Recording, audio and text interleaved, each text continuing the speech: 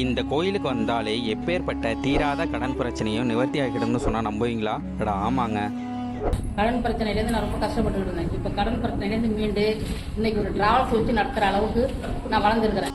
அது மட்டும் இல்லாமல் திங்கட்கிழமை அன்று இங்கே இருக்க ரிண விமோசன லிங்கேஸ்வரருக்கு அர்ச்சனை செய்தால் மனிதரோட பிறவி கடனும் பொருள் கடனும் நிவர்த்தி ஆகிடும்னு சொல்லப்படுது. 4வது வாரமாக வந்துட்டு இருக்கேன். கிட்டத்தட்ட ஒரு 5 லட்ச ரூபா கடன் குறைஞ்சிருக்கு. இதுக்கு முன்னாடி என்ன பண்ணிட்டு இருந்தீங்கன்னாக்கா வட்டி கட்டிக்கிட்டு தான் இருந்தோம். பட் இப்போ இன்னைக்கு வட்டியும் கட்டி அசலும் நம்ம திருப்பி கொடுக்குற அளவுக்கு நமக்கு வளர்ந்துட்டு இருக்கோம். இங்கே இருக்க மூலவர் பெயர் சார பரமேஸ்வரர், அம்பாள் பெயர் ஞானாம்பிகை. நாங்கள் பெங்களூர்லேருந்து இங்கே வந்து இருக்கிறது. இன்னைக்கு 7 வீக் ஆச்சு.